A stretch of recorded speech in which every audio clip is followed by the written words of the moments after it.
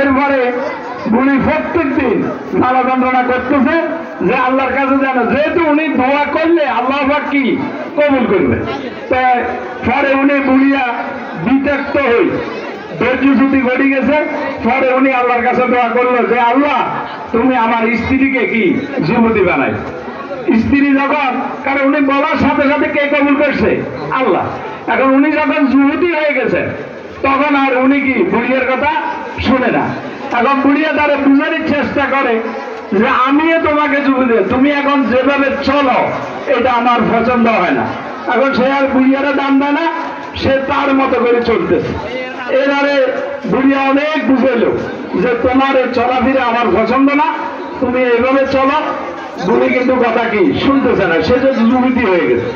তখন সে আল্লাহর কাছে, যেহেতু সে তিনটি দোয়া করলে আল্লাহ পাক তার দোয়া কি করবেন? কবুল করবেন।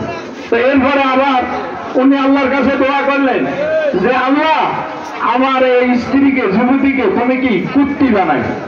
আল্লাহর হুকুমে বুড়ি আল্লাহর কাছে দোয়া করছে। এখন বুড়ি কিন্তু কি হয়ে গেছে? কুত্তি হয়ে গেছে। এখন বুড়ি যখন কুত্তি হয়ে গেছে, এখন ছেলে সন্তান গুলা যখন ঘর থেকে বাইর হয়, ছেলে সন্তান গুলা যখন ঘর থেকে বাইর হয় তখন সবাই তাদেরকে তিরস্কার করে, ঠাট্টা করে। এখন ছেলে মেয়েগুলা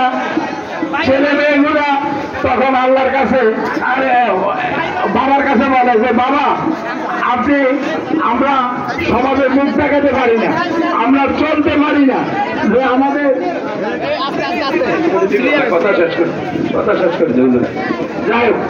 তো তুমি আল্লাহর কাছে দোয়া করছে যে আল্লাহ, তখন ছেলে সন্তান গুলা বলতেছে যে আল্লাহ আমরা তো সমাজে মুখ দেখাতে পারি না, আমরা যখন যেখানে যাই সবাই আমাদেরকে কুত্তির বাচ্চা বলে।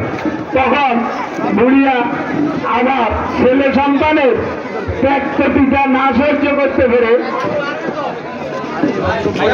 ছেলে সন্তানের ত্যাগ-প্রতিষ্ঠা না সহ্য করতে পেরে বুড়িয়া আবার আল্লাহর কাছে দোয়া করলো যে আল্লাহ তুমি আমার স্ত্রীকে আগে যেভাবে ছিল সেভাবে করে দাও। আজকে আমার এই উদাহরণ হলো যে আমরা আল্লাহর কাছে যাওয়ার মতো চাইতে হবে। আমরা যদি পরকাল বিশ্বাস করি, আমরা পরকালে যদি জান্নাতে যেতে চাই, আজকে শায়েখ আহমদুল্লাহ সাহেব এই অল্প সময়ে আমাদের মাঝে যে শরীয়ত যে কথাগুলি বলেছেন, আমরা যদি প্রতিটি মানুষ আমলগুলা করি ইনশাআল্লাহ আমরা দুনিয়ায় তো কামিয়াব, আখিরাতে কামিয়াব। আমরা আজকের এই অনুষ্ঠানে যারা সমবেত হয়েছে ওনার এই কথাগুলি আমল করে দুনিয়া এবং আখিরাত হাসিল করার জন্য আমরা সবাই চেষ্টা করব, তাহলে এই অনুষ্ঠান সার্থক। আর আজকের প্রধান আলোচক, আমি আজকে 25 মাস ইউনিয়ন পরিষদের চেয়ারম্যান। আমার এই আমলে উনি দুইবারে আমাদের মাঝে এসেছেন। আমাদের প্রথম রসুলপুর সরকারি প্রাথমিক বিদ্যালয় প্রথম প্রোগ্রাম করেছেন, আজকে রাজ্জাকপুর প্রাথমিক বিদ্যালয়ের মাঠে।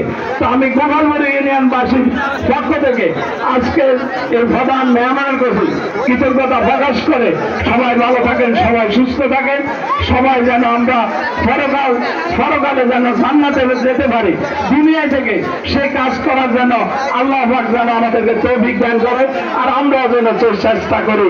আসসালামু আলাইকুম ওয়া রাহমাতুল্লাহি ওয়া বারাকাতুহু। ধন্যবাদ চেয়ারম্যান সাহেব।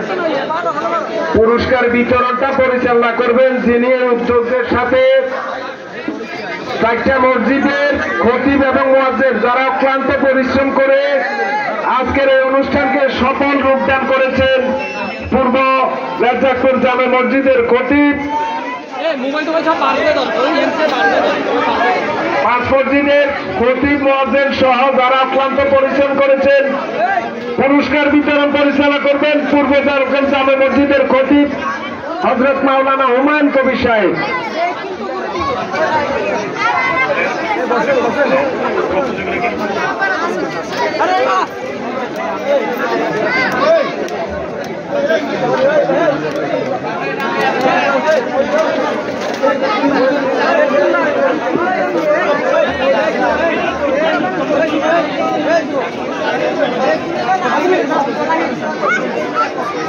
ঢুকিয়ে